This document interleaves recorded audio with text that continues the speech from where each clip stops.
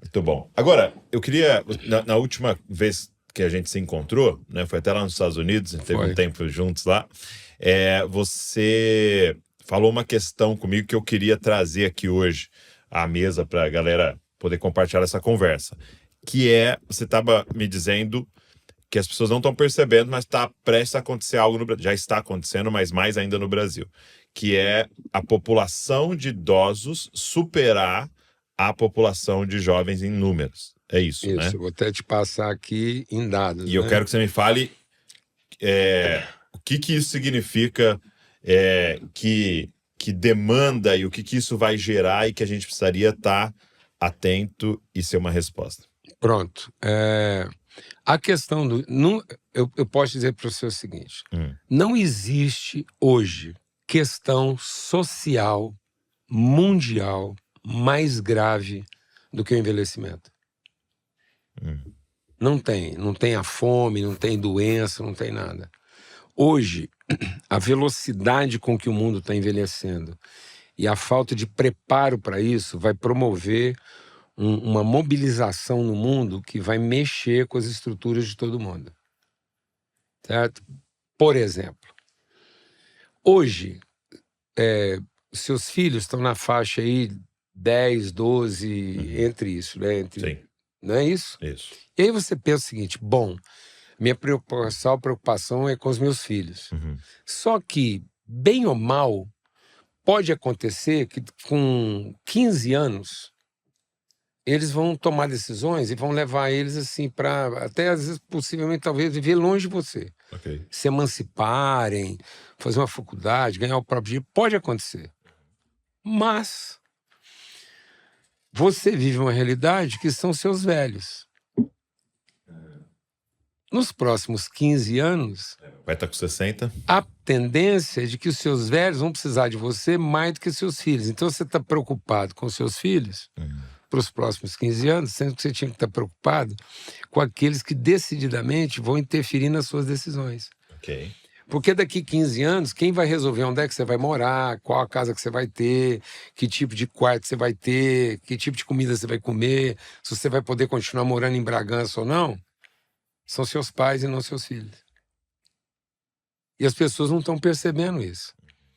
Por quê? Isso passou a ser um problema a partir do momento que a gente estendeu a nossa perspectiva de vida. Porque antigamente isso não era problema. Não era problema por quê? Porque todo mundo morria com 60. Então o problema estava resolvido. Com 60 e poucos anos de idade, o problema de todo mundo estava resolvido. Mas os velhos resolveram durar. E agora... Decidiram cuidar da saúde. Pronto. E aí o mundo foi oferecendo condição. Só que ao durar, tudo... E a Bíblia já tinha avisado que depois dos 80 é câncer enfado. Então, nós estamos fazendo projeções de longevidade, fazendo plano, viver até 100. Só que está escrito que entre os 80 e os 100 é complicado, porque é câncer enfado. Aí começa a aparecer os sinais de demência. Então, às vezes, o cara tem uma boa saúde física. Mas ele começa a dar sinais de quê? De falência mental. Ele está sujeito a sofrer um escorregão no banheiro de um menino de 12 anos é uma coisa. Um escorregão no banheiro de um cara de 80 é totalmente diferente. É essa a questão. E as pessoas não estão percebendo isso. E se isso já é um problema no mundo inteiro, no Brasil isso agrava, porque o mundo chamado desenvolvido, ele ficou rico para depois ficar velho. O Brasil ficou velho sem ter ficado rico. Então nós temos um problema grave. E aí agora eu vou te dar a notícia que é o que você perguntou. Tá. Até 2030, a população idosa do Brasil vai chegar a 30% da população. Nós vamos ser majoritariamente acima dos 60 e minoritariamente até 14. E aí, por exemplo, a maioria das igrejas no Brasil hoje está fazendo igreja para jovem. Sendo que daqui 10 anos, a maior parte da população vai ter mais de 60. E vai ter menos. Então hoje você vai nas igrejas, quem está sendo tirado, o jeito, a liturgia que a gente montou... A altura do som. Não, e a liturgia que a gente montou, quem que nós temos que tirar do ambiente litúrgico? A criança. Tá. Nós tiramos a criança, porque temos um departamento só para eles, e tiramos quem mais? O velho. Então nós estamos ficando com a massa da população que vai ser vai pagar uma conta sendo minoritária e com uma demanda majoritária de velhos. E velhos com demência, com dificuldade de locomoção, de adaptação e, o que é pior, com orfandade. Isso é tão grave no mundo hoje, Douglas, que alguns países estão importando os jovens de outros países para serem cuidadores da orfandade idosa deles. Então, hoje, por exemplo, um país como a Alemanha firmou um tratado diplomático com o Brasil que qualquer jovem brasileiro que tem alguma expertise, que ele possa ser cuidador de idoso lá, ele recebe visto em 15 dias. Sério? 15 dias. Isso está sendo seguido pelo Canadá, pela França. Tamanha a demanda. Rapaz, você vai lá no Japão. A quantidade de velhos órfãos. Flórida. A Flórida hoje é o maior depositário de idosos dos Estados Unidos. A grande maioria deles, idosos. Eu conheci uma pessoa idosa lá na Flórida e ele disse assim para mim, eu falei, você tem filhos? Ela falou, tenho. E ele mora fora? Não, mora a 3 quadras daqui. Qual foi a última vez que você viu ele? Tem 3 anos. Mas deixa eu abrir esse parênteses, então. Por quê? Por quê? Por que o mais jovem está abandonando o mais velho? Por que dessa orfandade com filho vivo?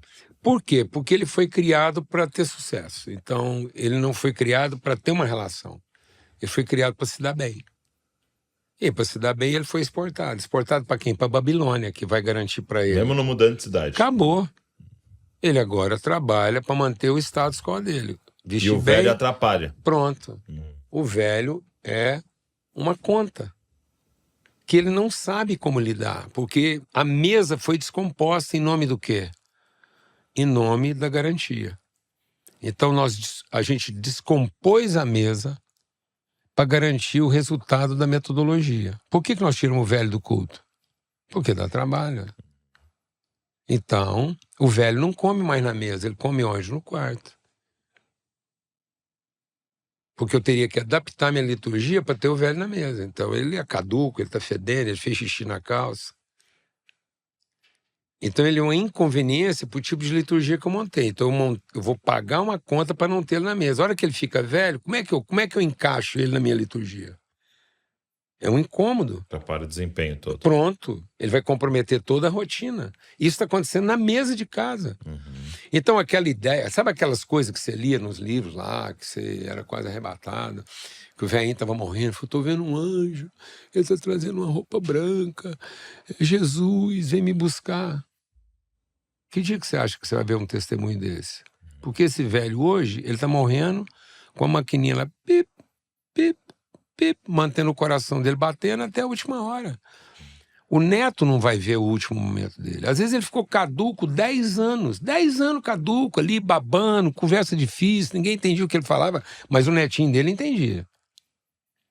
Porque você tem dom de língua, quais as 2 pontas da família que consegue conversar sem ninguém entender nada? Verdade. Beleza? Aí ele tá lá, caduco, babando. E quem sabe o último momento de lucidez dele vai ser ele ver a glória do Senhor, os céus abertos, como a gente ouviu contar. Quem vai testemunhar isso? Quem vai testemunhar isso? Enfermeira. Então, nós estamos criando um ambiente que não é familiar.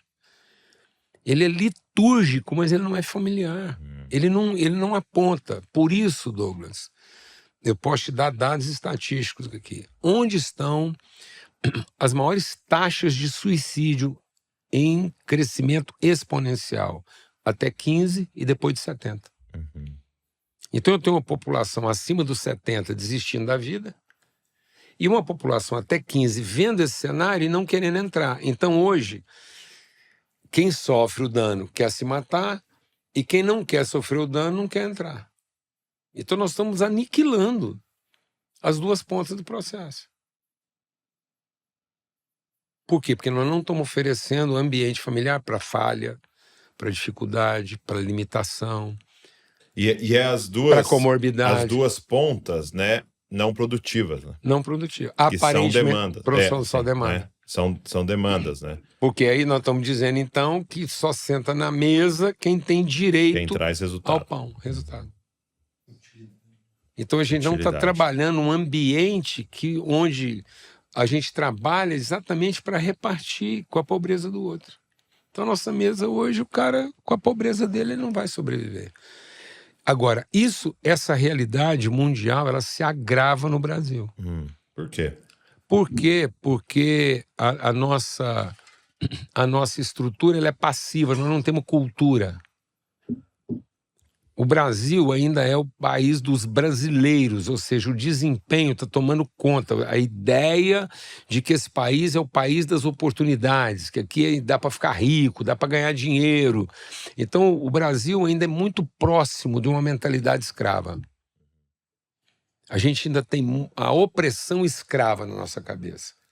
Faz para conquistar, para você ter o que você não tem, chegar onde você não chegou. E aí, isso é uma obsessão.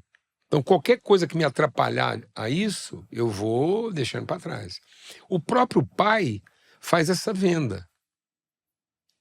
Ele assume vender o filho para dar para o filho condições melhores que ele teve.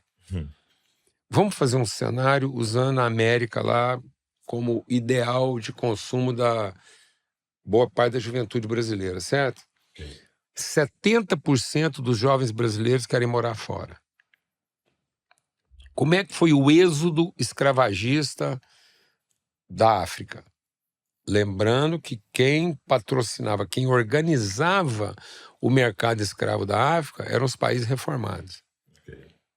A escravatura aconteceu concomitante com a reforma. Isso é grave, que é uma coisa que às vezes a gente não para pensar. Por quê que é concomitante? Porque agora a Europa reformada está prosperando. E na prosperidade ela precisa de quê? Prestador de serviço. Onde ela foi buscar? No escravo.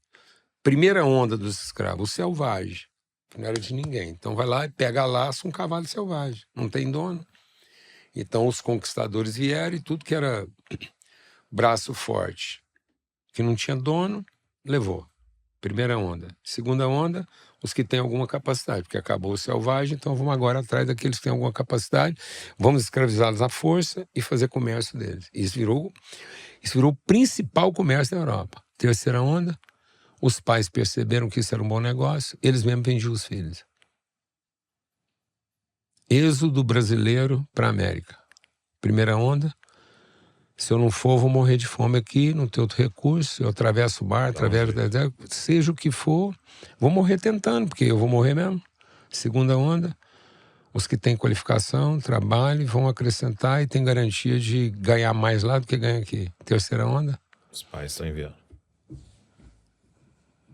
O que isso vai produzir? Uma velhice órfã. Porque foi o que aconteceu. Foi isso que aconteceu. Isso é o que vem acontecendo historicamente. É a mentalidade escrava. É Babilônia. Então eu vou enviar meus filhos, porque eles vão viver melhor, vão comer melhor. Vão vestir melhor. Vão vestir melhor. E isso vai quebrar o vínculo. Quem teve essa percepção? Então vamos olhar para o ponto de vista bíblico e ter uma sensibilidade do que nós estamos falando. Por melhor furador de poço que você seja, então vamos supor que você hoje é um exemplo, você é uma referência hoje no Brasil de um cara que otimizou sua capacidade de trabalho. Mas por melhor que você seja, por melhor que seu pai seja, quando você terminar, os inimigos vão entulhar seus poços. Abraão terminou, os poços estavam entulhados. Sim. O que o Isaac fez? Eu vou furar os meus, mas vou limpar os dos meus pais. Se os filhos não se converterem aos pais e os pais não se converterem aos filhos, o mundo está debaixo de maldição. Porque eu vou ter a orfandade nos dois pontos. Eu vou ter o pai órfão de um filho órfão, porque ele não gerou um pai, ele gerou um bom filho furador de poço. Mas ele não gerou um pai que, ao furar os seus poços, também limpa os poços dos seus pais. Então, se nós não tivermos essa ideia do processo, nós vamos ficar escravo do resultado. O resultado não garante. O que garante é o processo. E porque sem o processo é um quebra e constrói de novo a cada geração, né? Pronto. Que é o revolucionário, né? Pronto. A gente desfaz tudo que foi feito, começa de novo. Desfaz tudo que foi feito, começa de novo. Aí, a gente não avança, né? Pronto, nós somos criador de lago, mas não somos mantenedor de rio. Então, nós temos que entender que há um rio. Não é uma sequência de vários lagos. Pronto. E isso vai gerando até uma presunção. Não, agora eu vou acertar. Agora descobrir uma igreja. Sabe o que você vai terminar? Órfão. Porque você não investiu na relação. Você não gerou uma consciência paterna. Você pode ter parido um bom filho, mas isso não gerou uma consciência de cuidadores, de gente que mantém o fluxo. Ele trabalha para frente, mas ele também trabalha a sequência do que veio. Então, se nós não adotarmos os nossos pais, certo? Nós vamos estar continuando produzindo pais órfãos. Então, por isso, nós estamos precisando, inclusive, recuperar a nossa relação com a América, nossa relação com a Europa, mas não como filhos que estão lá saqueando e consumindo as metodologias, as teologias, mas como quem, de fato, estabelece uma relação para quebrar de uma vez por todas essa mentalidade de orfandade. Elias. Eu fui lá em BH, na igreja do pastor Gerê, né? E eu fui junto com o Elinho. E o Elinho foi comigo, que ele tem 20 anos, o Elinho. Acho que 20 anos. E o Gerê já é um cara mais de 60 e tal, né? E aí a gente tava sentado à mesa, depois que eu preguei, tava sentado à mesa, aí o pastor Gerê falou assim, lá presbiteriana, né? Ele falou assim pro Elinho, Elinho, dá uma palavra de Deus aí pra nossa igreja, alguma coisa que você viu que a gente tem que melhorar aí e tal. Aí o Elinho ficou todo constrangido, né? 20 anos de idade ali, só quietinho, aprendendo, né? Ele falou, não, pastor, que isso? Tô aqui pra aprender, não sei o que. Ele falou, não, cara. Exatamente. Pode parar com isso. Primeiro, que o Espírito Santo está em você, o Espírito Santo está em nós. Segundo, que com seus 20 anos tem muito mais capacidade de olhar para frente do que a gente, que está cheio de passado. Já carrega um passado enorme. Então você tem essa. E eu lembrei daquilo que você sempre falava, né? Os novos vão pegar os velhos pela mão e levar onde eles não querem ir. Maior causa hoje. Uma coisa que, por exemplo, o Brasil, ele está aumentando a sua perspectiva de longevidade, certo? Os Estados Unidos está decrescendo. A expectativa de vida nos Estados Unidos, pode olhar lá estatisticamente, a expectativa de vida nos Estados Unidos, ela vem decrescendo. Sabe por quê? Solidão. A América está descobrindo que a solidão mata mais do que diabetes, do que obesidade, ou seja, as enfermidades físicas matam menos do que o isolamento. Elias, está na Bíblia. O Velho Testamento encerra dizendo o quê? O que foi o problema de Elias? Solidão. Ele fez um baita culto, ele foi à igreja dos dias dele, ele acabou com a concorrência, rapaz. Ele fechou todas as possibilidades idólatras que havia nos dias dele. Ele fez o culto do avivamento, ele desceu fogo do céu. Ele acabou com os profetas de Baal. Literal. Aí Deus fez o que para ele? Falou, não, Elias, vamos fazer um outro culto. E você vai fazendo culto aqui, nós vamos derramando fogo do céu até isso resolver. Vamos abrir uma denominação, o fogo do céu. Montanha Church. Vamos Montanha Church, vamos montar aqui labareda que consome as águas. Põe o nome que você quiser. Mas Elias terminou o quê? Sozinho. O que ia matar o Elias? Solidão. O que Deus deu para ele? Um filho. Então o que estava matando Elias? Cuidar dele, né? Pronto. O que estava matando Elias? Orfandade. Orfandade. Então, e as pessoas, tá vendo como é que isso é uma patologia? E Deus aponta isso como uma patologia, não, ele aponta isso como a patologia. Ele diz, sabe qual vai ser a maldição dos últimos dias? Solidão. Orfandade. Porque isso é o problema que havia antes do pecado. Havia um problema que Deus apontou para nós. Ele falou, eu vou deixar você andar sozinho, para você ver tudo que... perfeito, sem a serpente. Nada. Eu, natureza e solidão não presta. Nem comigo você resolve a solidão. Nós não resolvemos solidão com Deus. Nós resolvemos solidão com família. Nós não resolvemos solidão com serviço. Dando nome a todos os animais? Não. Não resolveu. E nem com casamento. Tem que ter família. É isso. Abraão tinha casamento. O que ele não tinha? Família. Parente ele tinha, mas não tinha esse entendimento de uma relação familiar gerada, entendeu? A adoção. Então, esse é o problema dos últimos dias, não vai ser. E é interessante essa história de Elias, porque o Elias, não adianta, você desenvolve um estilo de vida de ficar sozinho. Pronto. Né? Apesar da solidão te matando, você meio que busca ela de uma certa maneira, você aprendeu a ver assim. Então, quando Deus dá Eliseu pra ele, ele ainda fica o tempo todo tentando chutar o Eliseu vendo? ali, né? Como é não, que... eu vou lá sozinho. Eu vou pra lá sozinho. E é interessante esse Eliseu falando, eu não vou te largar, meu irmão. Você não... Então, eu acho que nisso que a gente tá falando, né? Até de pensar e propor algo, né? Muitas vezes, talvez a pessoa que tá aqui nos ouvindo pode estar falando, mas eu tentei, ele não responde a mensagem. Eu liguei, ele não quer. Vai lá. Ou nós vamos ser intencionais nisso, ou isso não vai acontecer por afinidade. Naturalmente. Não vai. Organicamente. Não está acontecendo. Tanto é que os países mais desenvolvidos estão fazendo o quê? Estão comprando. Estão comprando.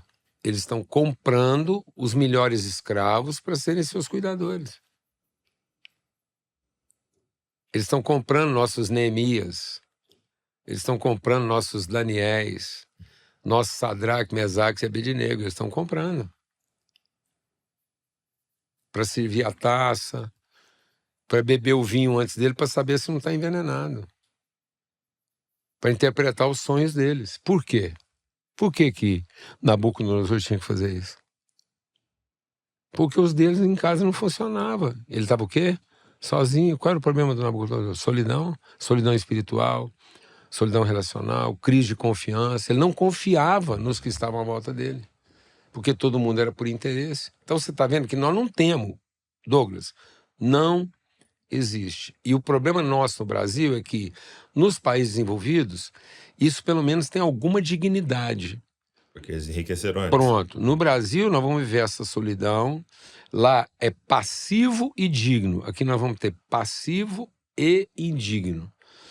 O Brasil está se tornando um país solitário e não está percebendo isso, porque o Brasil não era um país de intimidade, ele era um país de festa.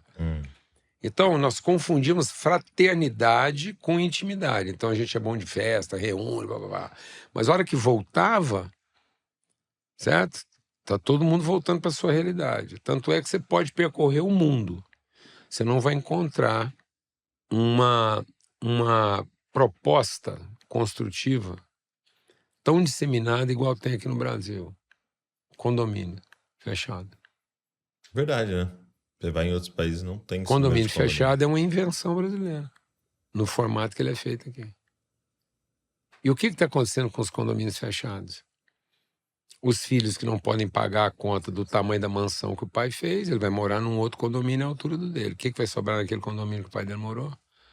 Um velho e uma velha, caduco, sendo cuidado por um empregado de confiança.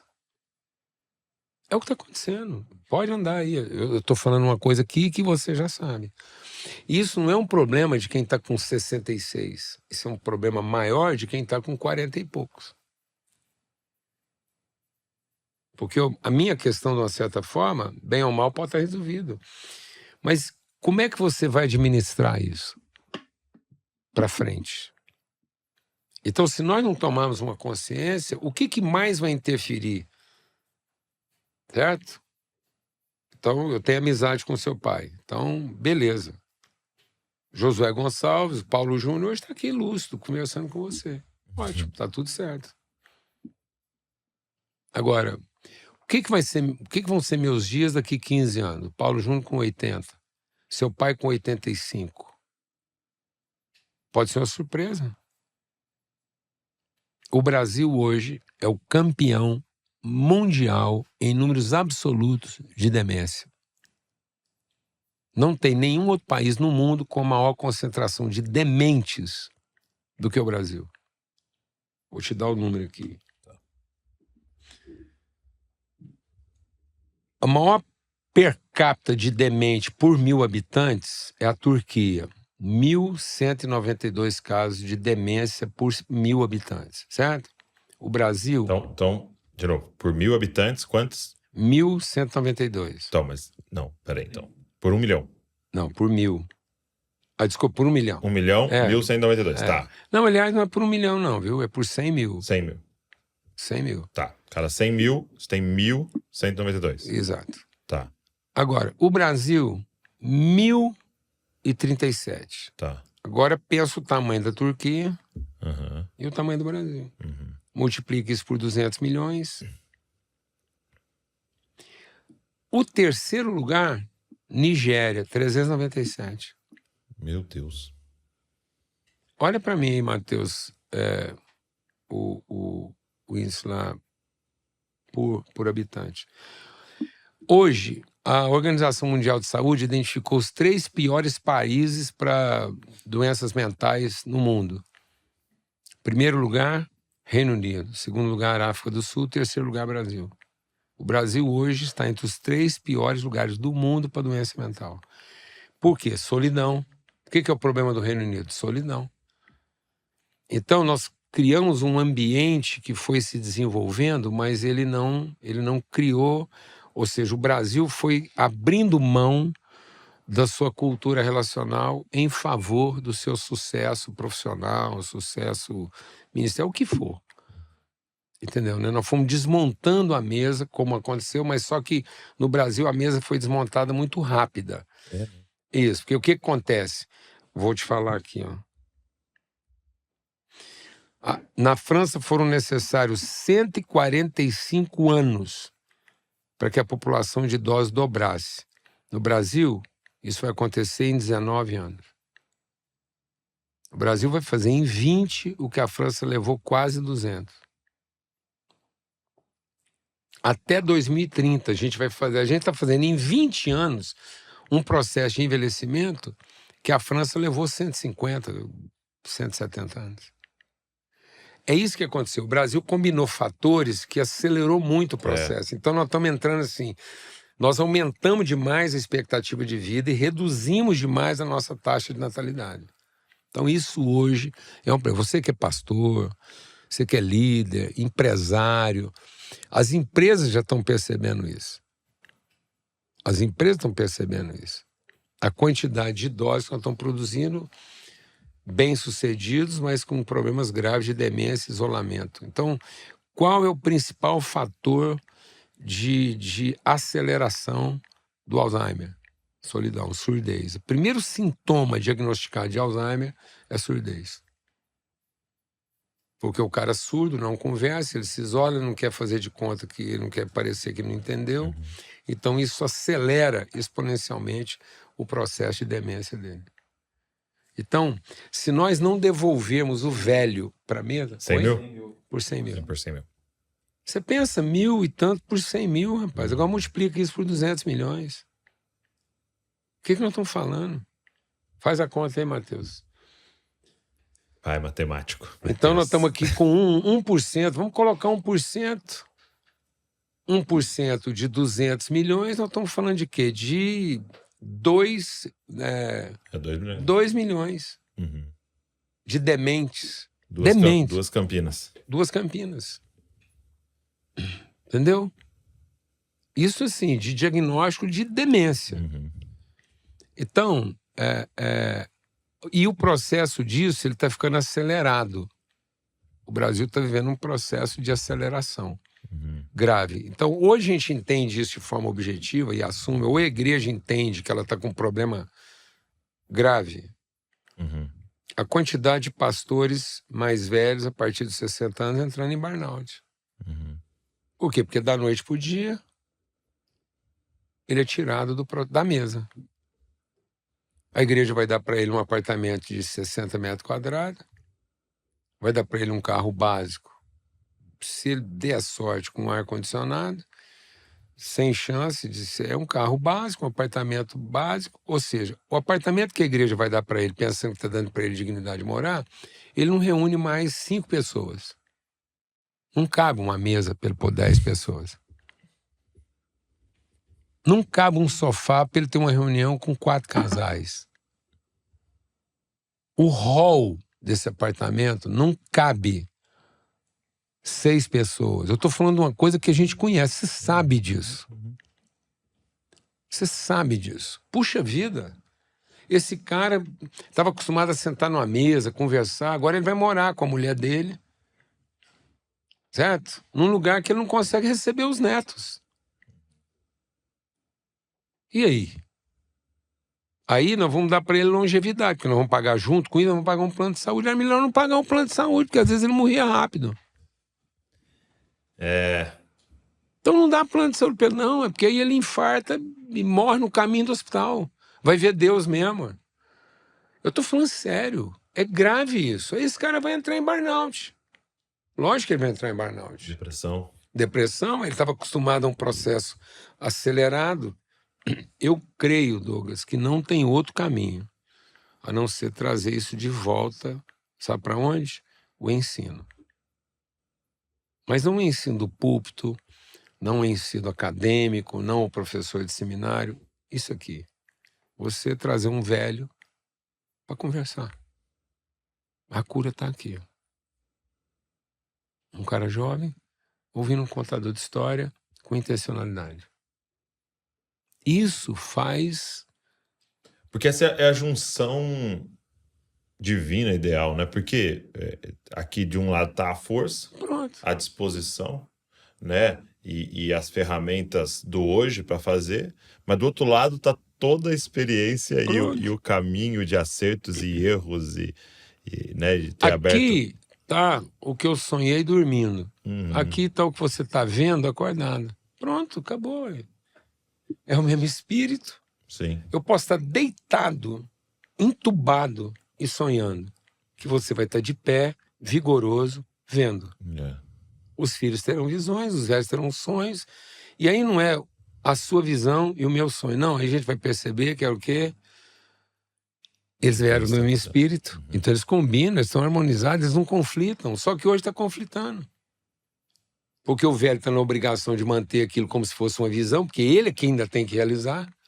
Ele é que tem que garantir. Não, vai deitar para ter mais sonho, porque com certeza Deus vai levantar um filho com aquilo que para você é um sonho, para ele vai ser uma visão. Eu estou aqui vendo o que um dia eu sonhei. Está sentado aqui com você? Eu estou vendo aquilo que um dia eu sonhei. Está acontecendo. Quando eu tinha 20 anos, eu sonhei um dia ver isso. E agora eu estou vendo. Porque você viu. E você tem as condições. Então, pronto, não é uma coisa ou outra. É um rio com águas cada vez mais profundas. Na minha época, o meu rio dava para atravessar a pé. Hoje, para atravessar o mesmo rio com você, se não for com você, eu rodo, porque meu pé não bate no fundo. Nem o seu. Tá vendo? Mas é o mesmo rio. Então, na medida que ele vai ganhando distância, só vai revelando uma profundidade que a gente nem sabia que ele tinha. E aí, a hora que vier seu filho, ele não vai ter a obrigação de que não, ele vai simplesmente dar uma expressão mais dilatada e mais profunda daquilo que o pai do seu pai sonhou. Começou, né? Pronto. Tá tudo ligado. Sim. Ninguém tem que provar nada, não. Você falou que um dos principais motivos dessa orfandade, né, do abandono dos filhos em relação aos pais, é essa ideia de sucesso, essa busca de sucesso. Então, eu vou chamar assim de uma ideia falsa de sucesso, né, antibíblica de sucesso. O que seria o verdadeiro sucesso na Bíblia? A mesma. O que é o sucesso do homem bem-aventurado? Ele verá os seus filhos. Agora ele verá o quê? Um restaurante de indústria, com todo mundo uniformizado, fazendo a mesma coisa? Não, isso não é mesa de refeitório, entendeu? Não é aquela coisa padronizada, não. E nessa mesa, meu filho, você põe a comida na mesa e cada um faz o prato de um jeito, não é bandejão, não. Amém? Entendi. Cada um põe a quantidade de arroz, feijão, aí um põe o feijãozinho por cima, o outro põe por baixo. Não é alguém lá servindo porções iguais numa bandeja onde está todo mundo obrigado a comer tudo do mesmo jeito. Não, é uma mesa. Você põe lá E cada um vai pegando o pão e partindo, e esses pedaços vão ser diferentes, vão ser partes distintas do pão. Não é um pão para cada um, é o mesmo pão repartido. Então esse pão vai alcançando formas diferentes do mesmo pão. Então não são pães diferentes da mesma forma. Uhum. É o mesmo pão em formas diferentes. Viu a visão aí? Uhum. Na medida que você está partindo, é o mesmo pão em formas diferentes. Cada pedaço é uma forma diferente do mesmo pão. A gente fez o quê? Nós servimos... Pãozinho individual para cada um. Pronto. Mas aí industrializado. Aí tudo. São pães diferentes com a mesma forma. Em vez de ser o mesmo pão de várias formas. Aí acabou. Aí virou a fila do bandejão, da indústria, do seminário, da fábrica. Entendeu? Aí todo mundo uniformizado, pô, toca sirene, joga lá. Aí começa a ter o quê? Desperdício. Porque alguém resolveu o tanto que ia pôr no prato dele. Começa a ter falta, porque um outro lá queria ter comido, mas não pode. Isso está escrito. 1 Coríntios 11. Esse jeito de vocês fazerem a coisa sem discernir o corpo está fazendo com que alguns comam demais, uns bebam demais e outros comam de menos. Lógico, presta atenção na fila da indústria lá. Está escrito, está claro, está desenhado na nossa frente. Os seminários. Entende o que eu estou dizendo? Uhum. Então, assim, é uma doideira, porque eu me lembro da experiência que eu tive no seminário. Um dia lá, eu olhei assim e achei que era bife milanesa. Não, era bucho milanesa. Eu detestava bucho. Então, eu fui lá, tive que dar a volta naquilo, entendeu? Porque eu fui ensinado a não desperdiçar comida. Pôs no prato, tem que rapar. Nada. Meu Deus do céu. Também eu lembro do dia. Depois eu até aprendi a gostar de bucho. Mas aquele bucho estava muito mal feito, fedia, não foi limpo direito. Bucho é uma maravilha, mas você, para comer uma buchada, você tem que conhecer a avó da cozinheira, porque tem que ser uma tradição assim centenária de quem sabe limpar o bucho. Caso contrário, meu irmão, aquilo fede, aquilo é ruim. Entendeu? Tá vendo? A gente está impondo essas coisas às pessoas. Os nossos filhos estão percebendo isso. Por isso que hoje as pessoas têm que escolher a igreja pelo prato. E não pela relação. Então, sucesso é relação. Sucesso é aliança. Sucesso se no seu sucesso você não consegue ter tribos diferentes formando o mesmo povo e partindo na mesma mesa, então questiona o seu sucesso. Agora, esse filho, essa filha que deixou seu pai órfão, ele foi educado nesse caminho. De que maneira a gente poderia, agora falando com os pais novos, né? Tem um filho de 10, uma filha de 12. O que precisa ser diferente nessa criação para que lá na frente não aconteça Primeira isso? Coisa que eu tenho conversado com os pais: não arrende os seus filhos. E hoje os filhos estão sendo arrendados. Hoje, se você matricular seu filho numa escola muito boa, você pega a melhor escola de Bragança Paulista, mensalidade alta, top, que você tem certeza que seu menino vai passar no vestibular com 16 anos, você já vai contratando um advogado que ele vai ter que ser matriculado com defesa jurídica, que ele é precoce. É o que está acontecendo, beleza? Então pega a matrícula lá. Depois vai lá numa quarta-feira e tenta tirar ele de lá para ele fazer uma viagem com você. E veja se a escola te autoriza. Depois você me conta. É isso que está acontecendo. Então, quando meus filhos eram menores, eu ia na escola para tirar eles, para passar o dia comigo num dia assim inesperado. Aí a professora falou assim: seu filho não pode matar a aula. Eu falei: então, é porque ele não pode matar a aula que eu vim buscar ele hoje. Porque eu não quero que ele mate a aula, porque a aula dele é comigo. É comigo. É viajando comigo. É a matemática. Então eu não estava ensinando ele a fazer conta. Eu estava ensinando ele a gostar de matemática. E às vezes, para ele gostar de matemática, eu tinha que ensinar ele a fazer outras contas, em outro ambiente. Contar passarinho, contar quantas pernas tem uma minhoca, a minhoca numa lagarta, uma aranha. Entendeu? É isso. Nós precisamos resgatar esse aprendizado relacional, porque ele está ficando institucional, ele está lá uniformizado, principalmente no Brasil, que o ensino é cartesiano. Entendeu, né? Então ele está aprendendo por competição, por desempenho, ele só quer passar no vestibular, e é tudo padronizado, é uma competição. Então, pais, invistam nisso. Tira um dia lá de ensino, pega lá uma quarta-feira, à tarde, o que for. Ou então, vai fazer uma viagem, paga o preço de levar um filho seu, uma filha sua numa viagem. Para ele ver como é que você funciona. Para ele ver como é que você enfrenta uma bronca na estrada se furar um pneu, como é que você enfrenta uma bronca na estrada se você demorar para achar um lugar para abastecer, o apuro que você passa. Leva ele para viver os seus apuros, suas dificuldades, seus desafios. Um dia que seja, num mês. Para ele ver você. Ele vê você naquilo que você não consegue controlar. Às vezes que você teve que, às vezes, parar no meio do caminho e dormir onde você não estava planejando. Ele precisa viver isso com você. Ele não pode viver um tudo certo, dando tudo certo na hora certa, porque alguém pagou. Ele tem que viver você com seus dramas. Inteiro. Tudo. Como é que você resolve isso com Deus? Como é que você serve um Deus que é fiel e, no entanto, o pneu fura num dia de tempestade, num lugar que você não está esperando, só para você poder encontrar um borracheiro que sem o pneu furado você não encontrava. Pronto. Aí ele vai ter outra leitura da vida. Ele fala, opa, pera lá. Existe uma coisa chamada sensibilidade que eu estaria perdendo se eu não estivesse viajando com meu pai, com a minha mãe. É isso. Entendi.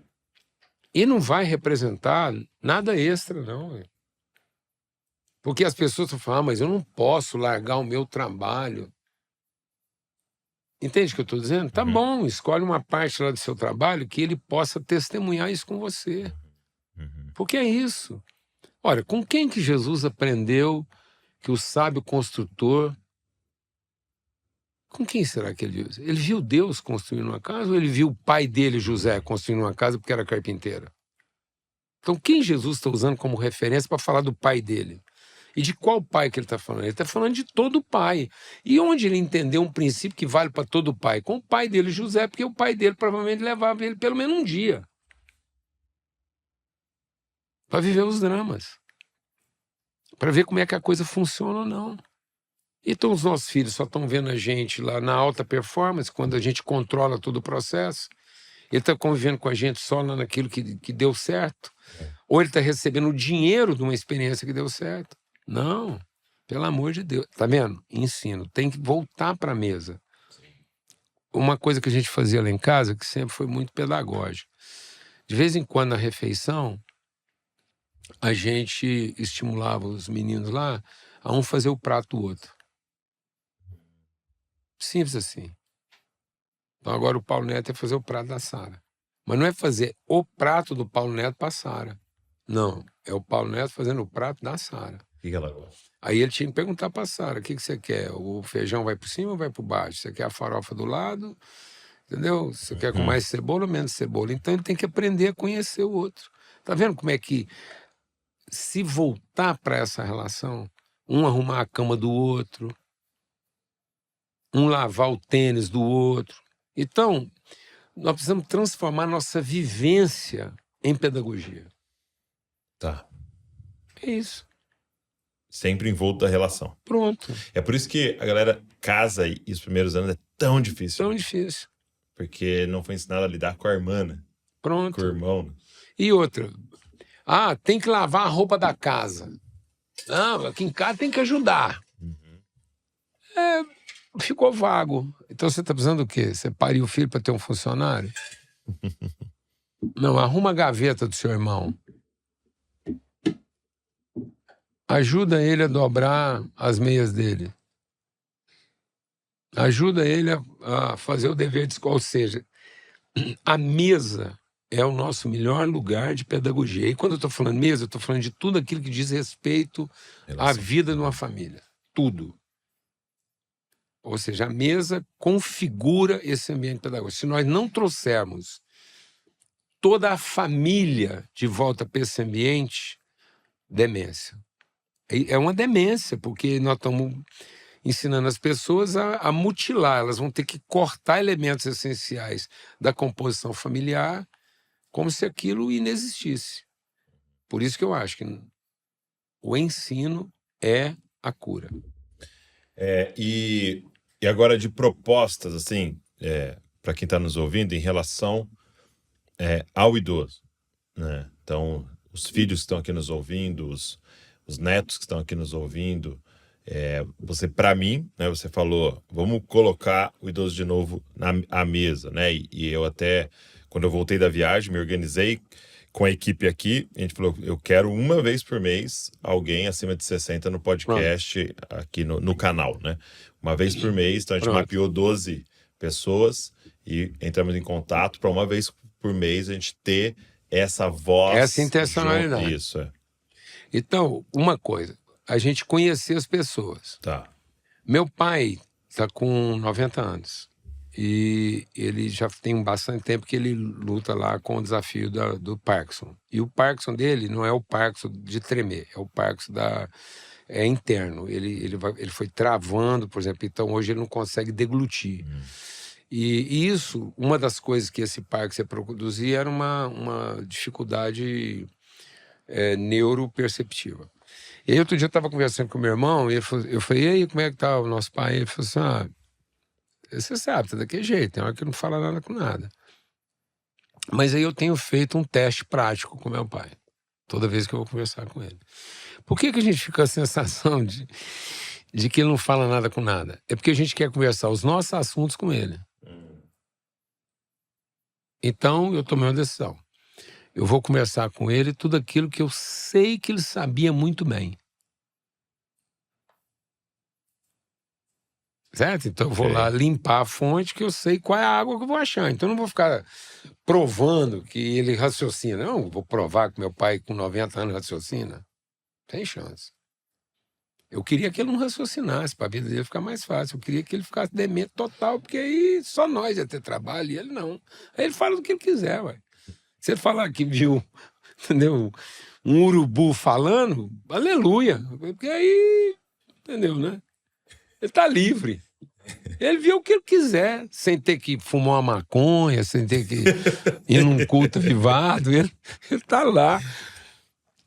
Tá entendendo? Eu tô exagerando, porque senão a gente não entende. Tem que exagerar, senão não entende. Então, por exemplo, o que você chega e fala com ele? Pronto. Aí eu vou conversando com ele. Voltei da Tailândia. Falei, pai, tô voltando de uma viagem missionária, conheci um punhado de gente, a igreja. Falei, amém, meu filho. Falei, então, pai, eu vim aqui falar com o senhor da promessa de Deus na sua vida. Que Deus sempre prometeu que seus filhos, o senhor produziria fruto. É isso mesmo. Entendi. Tá lá no Salmo e tal. Aí eu falei pro meu irmão, eu falei assim, quando você conversa com ele daquilo que você sabe, ele falou, não, aí ele é bom. Aí a cabeça dele funciona. Tá vendo que às vezes a gente... Então ele é demente para nós. as nossas questões que a gente quer pôr sobre ele. Nós estamos agravando a demência. O diabo ensinou a gente a desenvolver uma teologia de consertar o que está errado e não a perceber o que é bom. Então, em vez de você ir lá e pegar o que sobrou de bom e fortalecer, a gente fica tentando corrigir o que está errado. Isso é do capeta. Então, se sobrar um fiozinho de água, vai lá e enfia a unha naquele fiozinho até ele continuar correndo. É isso. Tenha a sensibilidade de perceber onde é que sobrou o resto de lucidez, onde é que existe o mínimo de lucidez. E investe naquilo, não fica fazendo teste, não. Paz, sabe meu nome? Que bobagem, rapaz. Quer que meu pai lembre meu nome? Quero saber que meu nome está escrito lá no livro da vida. Meu pai tem que lembrar meu nome. Canseira, rapaz. Meu nome está onde ele tem que ser lembrado. Se tem um lugar onde é que meu nome não pode ser esquecido, no livro da vida. Tá bom? Acabou. Pai, aqui é o Paulo Júnior, tá lembrando? Seu filho, que conversas. Ele pode me confundir com um anjo. Ele pode me confundir com um estrangeiro. Quem que eu sei? É um anjo? Não, é um anjo. Tá bom, eu vou conversar com ele daquilo que ele tá quer lá, falar. que ele quer falar, Douglas. Amém. Amém. Simples assim. Então a gente precisa desmontar na nossa mente, na nossa cabeça, coisas estão ficando pesadas. Porque aí nós estamos obrigando a pessoa a vestir uma roupa que já não dá nela mais, não. A gente está fazendo isso com quem? Com as crianças e com os velhos. Não, bobagem. Ele está lá. Então eu preciso aproveitar lá 4 palavras Beleza, concentra naquilo, não fica prestando atenção nas outras 30 e tantas que ele falou que não tem sentido. O que interessa é que ele ainda falou 4 palavras que fazem sentido para ele e para a vida. Pronto, pega isso, pega uma. Não é isso? Não é assim na palavra de Deus? Se você crê, Deus é amor, não tá bom? Não dá para transformar uma nação só com Deus é amor? Então, se ele der conta de falar Deus é amor, pronto. Rapaz, eu tô fazendo umas experiências lá para entender. Eu levei lá para ele, sentei com ele durante 1 hora, com os hinos que eu sei que ele gosta. Ele cantou todos, com todas as letras. É mesmo? Todos. Ainda fez voz, porque ele cantava no coral como baixo. Ainda fez voz. O demente cantou todos os hinos e fez voz. E no final, me perguntou qual era meu nome mesmo.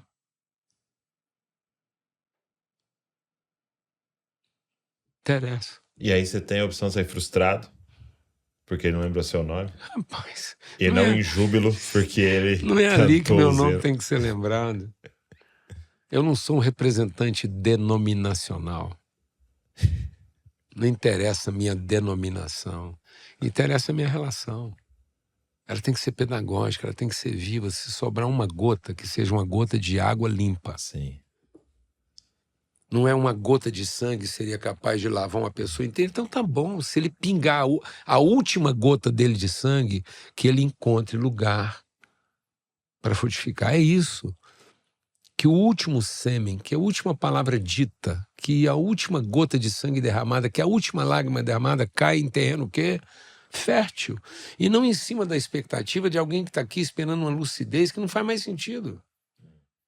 Então, não é a dificuldade das pessoas, é a expectativa que nós tínhamos delas. Acho que é o início da nossa conversa, né? Eu não ter expectativa nem saudade. Pronto. É hoje. Eu não posso ter saudade do pai que eu tinha, nem ter expectativa de que ele vai conversar de um jeito que... Aí eu chego lá com o meu neto e os dois se entendem. Dão show. Sim. Porque um não tem expectativa do outro. Nem saudade de nada. Não, o meu neto tá conhecendo o avô que tá lá na frente dele, e que ele é que vai ter que se adaptar. Porque eu chego lá e falei, esse é seu bisavô. Pronto, ele vai falar o quê? Ele não conhece ele do outro jeito, ele não sabe como é que ele foi quando ele tinha 40, ele sabe como é que ele é agora conversando quando ele tem 90. E como ele passa pela mesma dificuldade, porque tem um punhado de coisa que ele fala que ninguém entende, ele tá conversando com um velho de 90 e fala um punhado de coisa que ninguém entende. E aí eles se entendem. Porque é zero expectativa um em cima do outro. Entendi. E nenhuma memória de passado. Meu pai não tem uma memória de passado de um neto de 4 anos e meu neto não tem uma memória de passado de um avô com 90. Eles se entendem. Tá. Você tá falando do seu pai, 90 anos, e já tá nesse momento. Mas a gente tem vários de 60. Pronto. 60 e pouco, que ainda completamente lúcido, nem a demência ainda não tocou neles, mas você me disse que um dos fatores para aceleramento dessa demência é ter tirado o propósito deles. Pronto. E é colocar ele num ambiente... O que a gente pode fazer? Solidão. Então, primeiro sintoma, Surdez. ouvido. Surdez. Segundo sintoma, fala. Ele não ouve, não quer falar para não ter medo de ser mal interpretado. Então, você está vendo que o medo de estar num ambiente onde de ele não pode performar. falar, ele... Pronto. Medo de não performar. Pronto. Então, traz ele para um ambiente onde ele não tem que ter a preocupação da performance. Amém? E ele vai ser um contador de história. Então, agora ele não é um acadêmico para dar uma aula, fazer um estudo bíblico, com não sei quantas visões, um sermão expositivo. Não. Agora ele vai dar um testemunho expositivo. Ele está se expondo, contando a vida dele. Agora é a vida dele que tem que fazer sentido. Tá. Inclusive com as suas loucuras. Beleza. Então, aí eu estou olhando para ele pelo que ele é e não pelo que ele pode fazer por mim. Ele não é o meu professor de faculdade que vai me entregar um conteúdo para eu poder ter o diploma, para eu ganhar o reconhecimento que eu mereço. Não, ele não é o professor de faculdade que vai me ajudar a ter o diploma para eu ganhar dinheiro. Não, ele é o meu pai contando a história. E é aí que tem que fazer sentido. Ele é o meu tio. Ele é meu irmão mais velho. Então o que tem que fazer sentido? A relação. E aí ele conta lá, ele conta a história dele e eu coloco essas coisas no lugar. Porque eu conheço quem ele é. Pronto, zero expectativa do que eu vou receber dele para tirar proveito disso. Não é uma relação comercial, é uma relação familiar. Nesse ambiente, todos vamos recuperar a lucidez. Os que estão doidos e os que estão ficando. Porque nossos jovens estão ficando doidos antes da hora e os nossos velhos já estão. Então nós vamos eliminar essa condição propícia da demência. Douglas, vou te dar um dado que é chocante. Toda hora que eu compartilho isso, o povo não acredita. Então, por isso que às vezes você vai ter que ir lá na internet para confirmar. No Brasil, a internação de idosos em feriado prolongado e férias dobra. O crescimento é exponencial. Sabe por que a internação de idosos em feriado... Em hospital. Hospital. Clínica, hospital. Sabe por que dobra? Porque a família corta a água, corta a comida para induzir a demência, para poder motivo para internar. Para poder viajar. Para poder viajar. Meu Deus. É uma desidratação e uma subnutrição provocada para dar indícios de demência para justificar a internação para o povo poder viajar. Olha o neto vendo isso. Isso é uma escola. Isso não é imaginação, não. Isso está acontecendo no nosso país. E que o pai não percebe que está treinando essa criança que está assistindo a fazer isso com ele, né? Por isso que a estatística aqui no Brasil é a seguinte, ó. Da violência cometida contra os velhos em família, em casa, 59% é cometida pelos filhos. 1,28% é pelo cuidador. Meu Deus. 59% de toda a violência cometida contra os idosos é pelos próprios filhos. Onde aconteceu isso? Numa relação performática. Então, se nós não devolvermos a pedagogia, se nós não pegarmos nosso evangelho para transformar em cultura, nós vamos ficar sempre reinventando a roda. Nós vamos estar sempre tendo que começar tudo de novo. Então esse é o desafio e é isso que eu venho reforçar com você aqui. E quero me empenhar, quero de novo colocar a nossa relação, o que nós estamos vivendo aqui hoje, a favor desse processo. Queria assumir um compromisso, você fez a lista lá de 12 que possam estar aqui, eu queria assumir com você um compromisso público aqui, de convocar meus amigos da minha geração, tantos amigos e irmãos da minha geração que estão enfrentando problemas graves hoje em dia, graves. Não estão tendo condições de encerrar com dignidade sua história ministerial. E que muita gente sabe o que eu estou falando. Vamos trazer isso de volta para um ambiente...